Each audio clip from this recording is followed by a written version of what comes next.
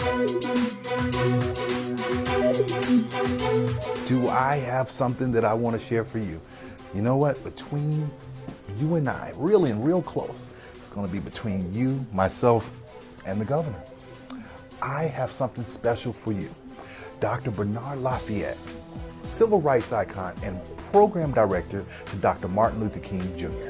Dr. Bernard Lafayette, who was a special mentor of mine, I had an opportunity to sit down with him and conduct a small interview that I just can't wait to show you.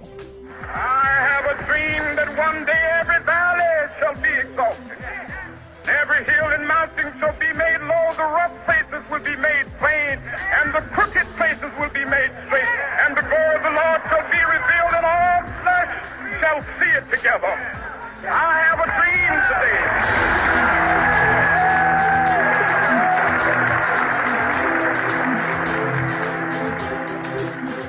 I'm here this day, and particularly tomorrow, because we believe in institutionalizing nonviolence and helping people with their programs, and I'm just delighted to have the invitation to come and join with the Arkansas Martin Luther King State Commission.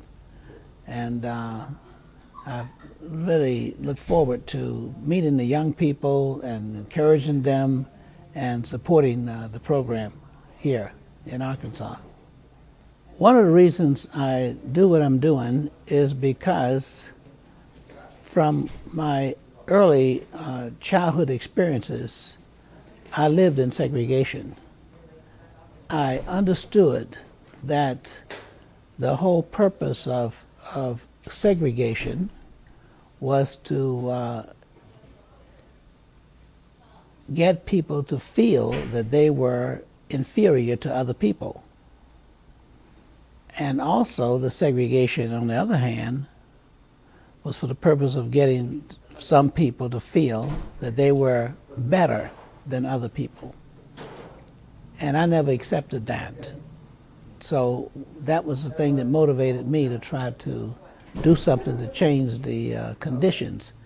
Back in Tampa, Florida, where I was born and I grew up in the South, they had segregated streetcars, and the blacks had to sit in the back.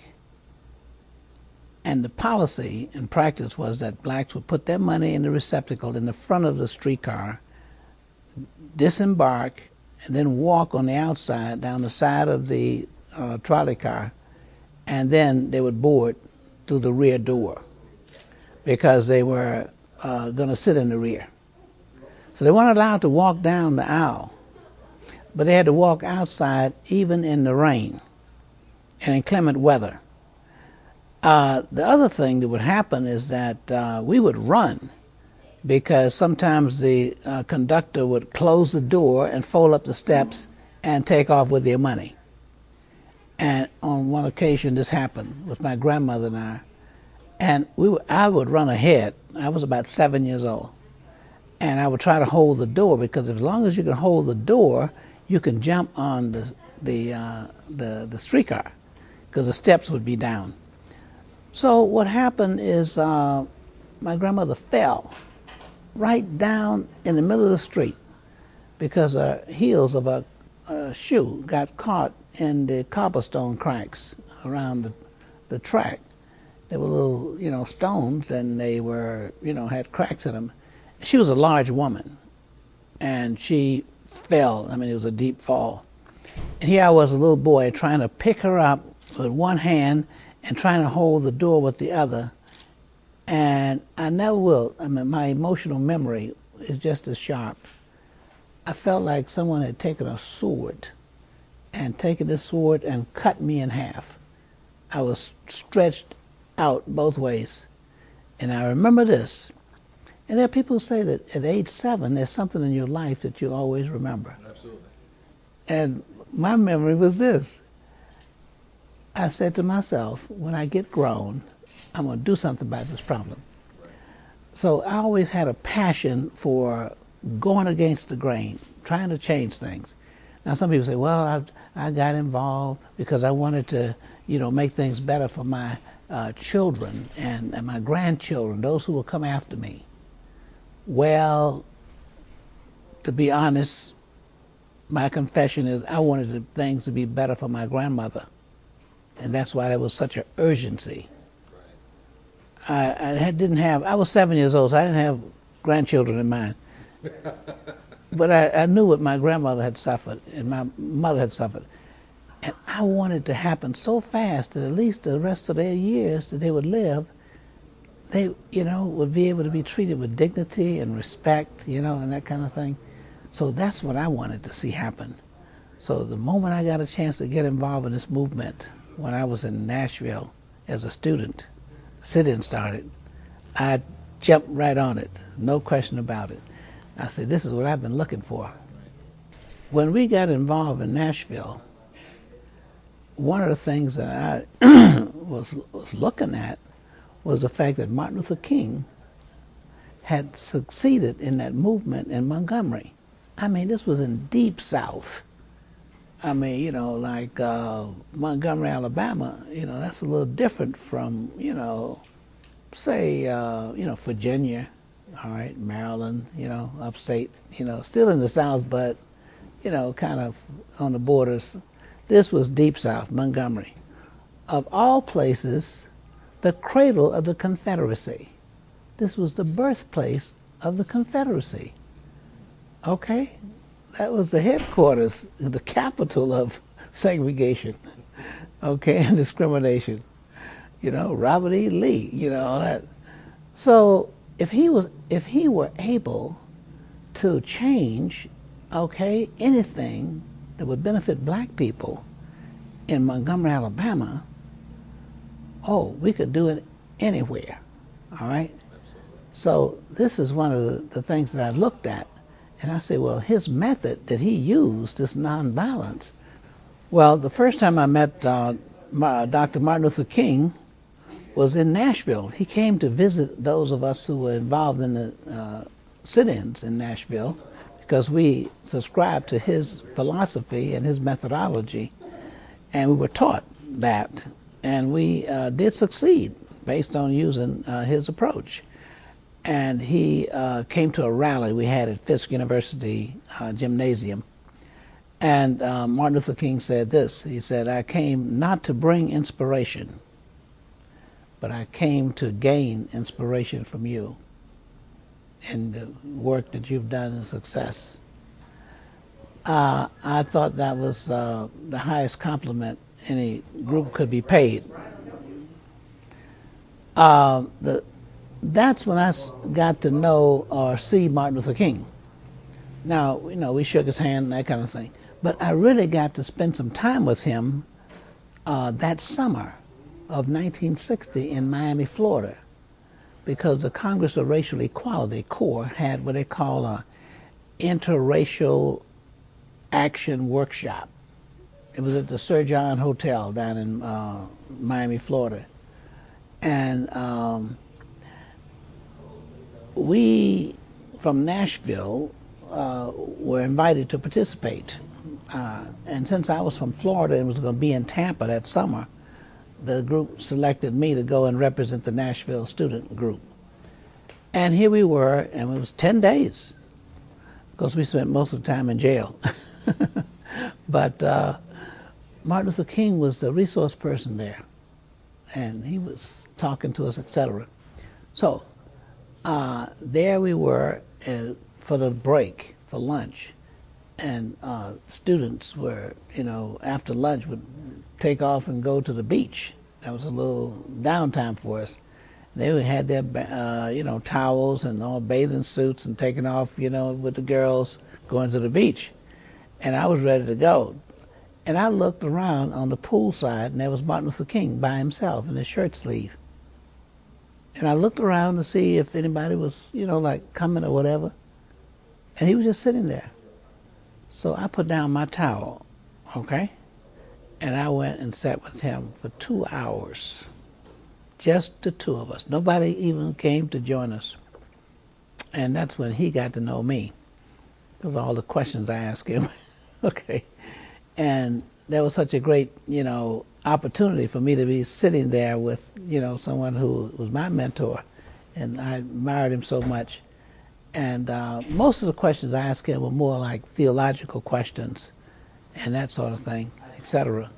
Because Martin Luther King's nonviolence came, out of his basic understanding of the New Testament, as well as his exposure to other philosophers like, Hegel and, Henry David Thoreau in terms of civil disobedience, and Mahatma Gandhi. And, so he was able to get a really good synthesis of all of these different philosophers. And so the kind of questions I was asking him was just absolutely, on target so far as my learning experience. Then years went by, and all of us joined in Martin Luther King's movements at different times. And I just really had an unusual opportunity to be with him. And ultimately, I had sort of a role as sort of a forerunner, because Selma, Alabama, that was one of the movements. And actually, Selma, Alabama had been crossed off the map when they assigned Charles Sherrod to Southwest Georgia, Bob Moses to Mississippi. They had sent 2 teams of SNCC workers down to Selma, and independently they came back with the same report. Can't do anything in Selma because white folks are too mean and black folks are too scared. So they had put an X through Selma, and they were looking for another state. Okay? Like in, Bill Hanson was sent to Arkansas. Okay? That was the place. And he was white. Okay? In fact, he was the only white field secretary we had who was sent there. Okay? And so those 3 places were the only 3 places where they, were going to send people. On the map, there was an X on Selma. There wasn't supposed to be a Selma movement. So I said, okay. He said, do you want to go take a look at it? You can do that. So I don't want to take a look at it. I'll take it. So I took Selma, Alabama, with the X on it. They weren't expecting anything. I use a scientific approach when I deal with problems. I did the research. So I knew how many people were registered to vote. I knew about a lot of details of Selma.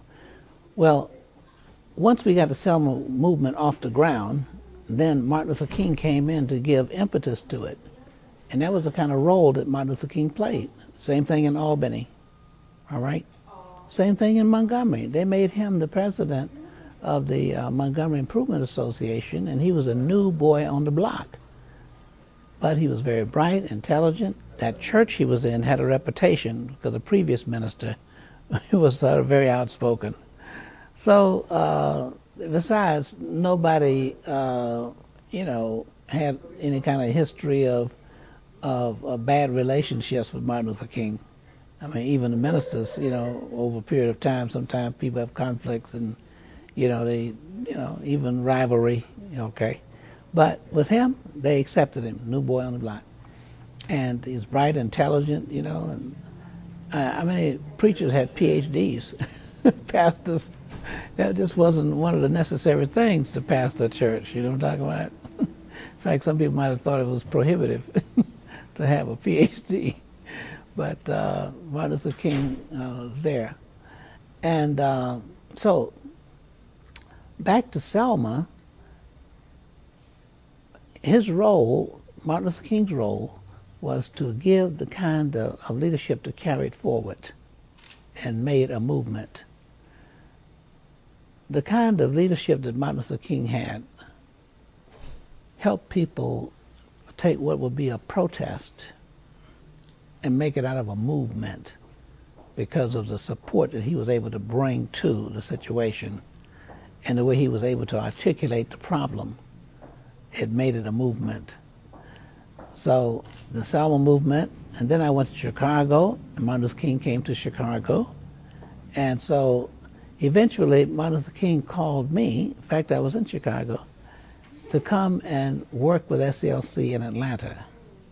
So I had the opportunity to go to Atlanta and work as Martin Luther King's program administrator, which means I managed the whole staff, the program staff, including Jesse Jackson, Jose Williams, okay, and Jim Bevel, all right, and Dorothy Cotton, okay.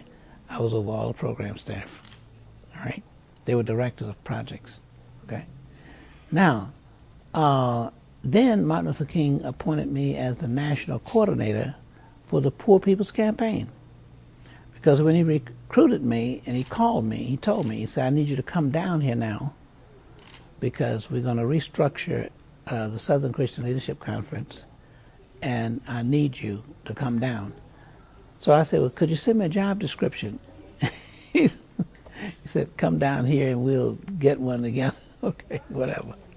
He said, this may be my last campaign. We're going for broke. And when he said that, then I said, well, I have to go. Okay. I'd always helped him along the way. You know, anytime he needed me, I could get away from my job and go there because I was working with the Quakers, the American Friends Service Committee, and they was very supportive of the, you know, Martin Luther King's movement. And so they didn't have any problem with my, you know, participating in that. Because my job in Chicago was to create a nonviolent movement in the urban areas. How do you apply nonviolence to urban problems? That's what I was doing. So this was very much in keeping. So it's no coincidence that Martin Luther King came to Chicago.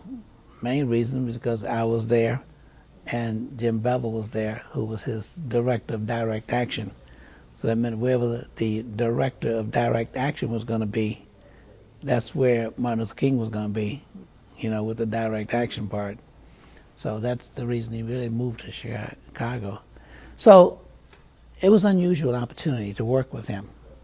And that's how I got to know him and work very closely with him.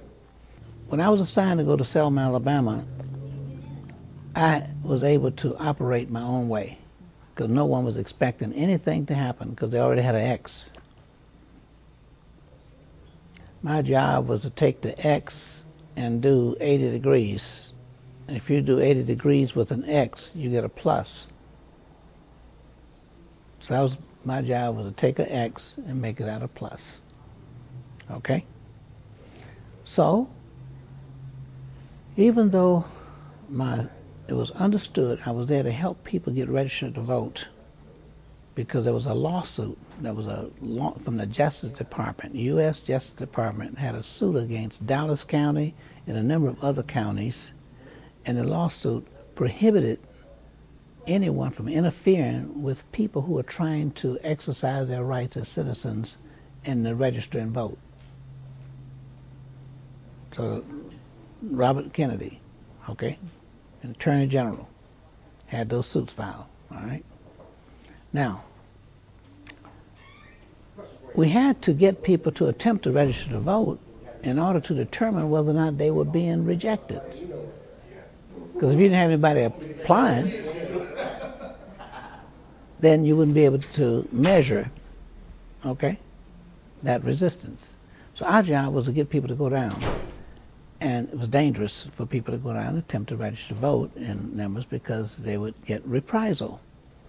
In other words, their bosses or some other people may get suspicious that they're part of this, you know, campaign, and they would get, you know, punished. Now, even though I was there to help people get registered to vote, I went and started continuing to gather information from the library, and then I went and talked to people. Oh, by the way, when I was doing the research in the library, it was in Tuskegee Institute. It's Tuskegee University now.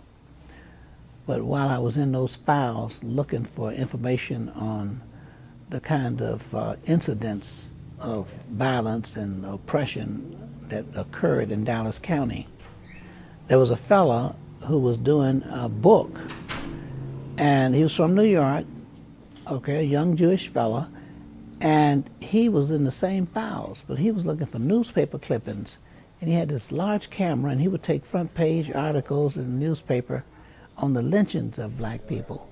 And he went back to New York and published a book, 100 Years of Lynching. That's the title of his book. We were in the same files. When he found something on Selma or Dallas County, he would give it to me, and I would give him anything on lynching that I found. And we were there all day, so we got to be good friends. Research. There is no substitute for research. And that's why I like students, because I like to get them encouraged to go and don't come to any conclusions until you get some information. So I started interviewing people in Selma when I got there. Those were my techniques for organizing, asking questions. You'll be surprised how you can get people to come together when you ask questions. First of all, they have to get themselves together, all right? And some people have never asked themselves certain questions. And likely they wouldn't. But if someone else asks them the questions, then they begin to think about, okay, some things they hadn't thought about before. It happens every time. So what I did was start interviewing people. I said, well, what do you think is the most devastating problem here in your community? The biggest problem that you would say that affect people in this community? And I got a number of answers, okay? Like, one guy said, well, the biggest problem here is that we don't have electricity in the black community. Now, this was back in 62, 63, when I started. That's when I went into Selma in 62, okay? After the Freedom Rides of 61, I went back there in 62. I was assigned.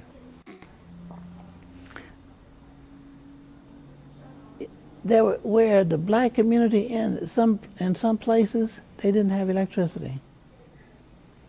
They were actually, students were studying their lessons using oil lamps, as we say, kerosene lamps. You know who used to use kerosene lamps? Abraham Lincoln. That's how much progress we had made, okay? He said we had they didn't have any television. Now, televisions were out in 63 and 62. But some people in those areas didn't have televisions. They didn't have electric irons because they didn't have any electricity. They used coal irons, pot of coal, and put the iron on top. And that's how they iron their clothes. No radio except battery. Now, this is the kind of condition that people lived in. And they said, well, this is our big problem right here. We need some electricity. Another one said, our biggest problem is that we don't have paved roads. Number of dirt roads out here, all right? And we're in the city limits with dirt roads. My white shoes. Women said, had to walk, in the mud and everything. When they get muddy, you get splashed on and everything, not deliberately, but you got holes, and water holes and all that kind of stuff in there. So they said, we need paved roads. Those say schools. We know that they don't put any money in our schools. They're talking about separate but equal and all that, and this is Supreme Court decision of 54 didn't affect them at all. Stone segregated schools and poor conditions and everything else. And one of the reasons they said that the white folks were so mean is because the process for getting your schools desegregated was that you would sign a petition. You had to have a minimum of 10 names on a petition, and you present it before the school board. If they rejected it, you appealed directly to federal court. Or if they ignored you, you go to federal court within a certain period of time. That happened in Selma. You know what happened? Less than 3 weeks, only one name was left. People went and took their name off. That's kind of repression that they, experienced. Even when people stood up. That's why they were saying that they were so mean. And there are a lot of other incidents, okay? But the main thing is, in organizing, I went and started getting people thinking about these things. And my response was to follow up with another question. You don't get your road, well, who decides on which roads get paved? Okay?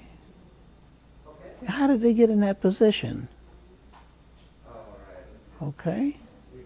They were appointed by, who was they appointed by? Okay? Okay? In other words, they decided on how their money is going to be spent. Whose money is that? Oh, tax money? Okay, so how did they get in that position in the first place? Oh, they were elected. They were elected. Who elected them? Did you participate in that? Well, no,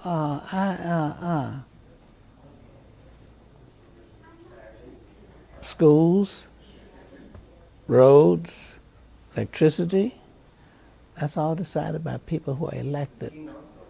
And why do you think they're elected? They're supposed to represent you. So you're unrepresented. That's why you don't have any roads. That's why you don't have any lights. So maybe you need to get represented. All right? So my point is, all lines led right back to the right to vote. So then you don't have to argue with people about why you need to register to vote. The things that they say they were concerned about. I didn't tell them what to be concerned about.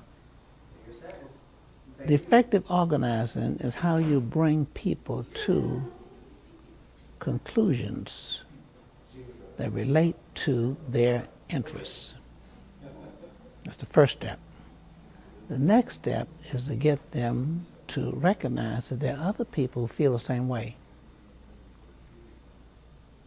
The next step is to get them to come together, okay, and share their discontent. That's what mass meetings are for. It's for people to come together and, okay, say, I'm concerned about this also. That's when you get the masses going, see. You cannot accomplish any goal or change unless you're able to get the majority, okay, of people either participating with you or sympathetic and supporting you.